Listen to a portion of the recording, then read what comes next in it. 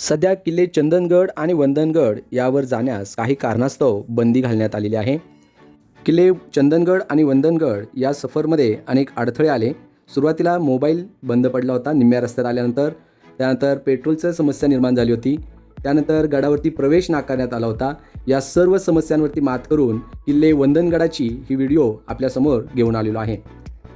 हा जो ट्रेक आहे तो खऱ्या अर्थाने एकट्यानेच केला, कारण की गडावरती दुसरे कोणताही पर्यटक त्या ठिकाणी नव्हता.